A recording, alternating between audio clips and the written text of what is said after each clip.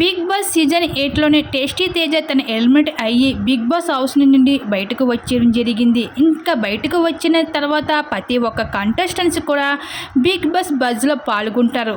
ఇంక ఈ షోకి హోస్ట్గా అయితే అర్జున్ అంబాటి వివరిస్తున్నారన్న సంగతి తెలిసిందే. ఇంక ఇందులో భాగంగా టేస్టీ తేజకి ప్రశ్నల వర్షం కురిపించారు అర్జున్. ఇంక తేజ, నువ్వు ఎలిమినేట్ అవ్వడానికి గ్రూప్ గేమ్ అనుకుంటున్నావా అంటే, నేను అస్సలు ఎక్కడ కూడా గ్రూప్ గేమ్ ఆడలేదు. ఆడింది నిఖిల్, పృథ్వీ, అలాగే ప్రేరణ, నాబిల్. వీళ్ళు నలుగురు గ్రూప్ గేమ్ ఆడారు.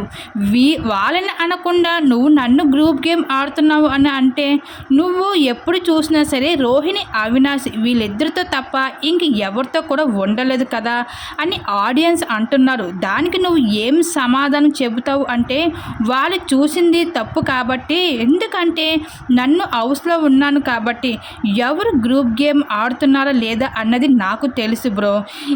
ఈ ప్రశ్న ఇక్కడితో ఆపేస్తే బాగుంటుంది అంటే చెప్పుకుంటూ వచ్చాడు టేస్టీ తేజ.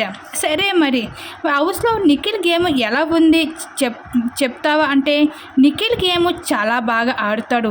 కానీ నిఖిల్ చాలా ఎమోషనల్ అయిపోతూ ఉంటాడు. అంతేకాకుండా గత 3 వారాల నుంచి తన గేమ్ అయితే అంతగా ఏం బాగోలేదు. అంటే ఇంకా దానికి అయితే ఇంకా అర్జున్ అంటే, నిన్నే కదా నాగార్జున గారు తన గేమ్ చాలా ఇంప్రూవ్ అయింది, చాలా బాగుంది అంటున్నారు. అంటే తానేంటండి అలాగే అంటే, తనకి ఎవరికి సపోర్ట్ ఇవ్వాలంటే సపోర్ట్ ఇస్తారు, అంతే తప్ప అక్కడ ఏం లేదు అంటూ ఈ విధంగా అయితే టేస్టీ తేజ అయితే బజ్ ఇంటర్లో చెప్పుకుంటూ వస్తారు.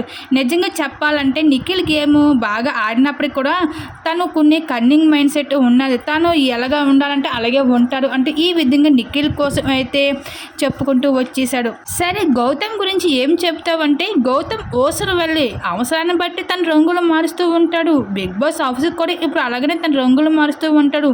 అందరూ గ్రూప్ గేమ్ ఆడుతున్నారు, తను ఒక్కడే సింగిల్ గేమ్ ఆడుతున్నాడు అంటూ ప్రూవ్ చేసుకోవడానికి అలాగా అస్తమానం అలాగా మాట్లాడుతూ ఉంటాడు. కావాలని ఆర్గ్యుమెంట్ చేస్తాడు అంటే ఈ విధంగా గౌతమ్ గురించి చెప్పుకుంటూ వచ్చేసాడు.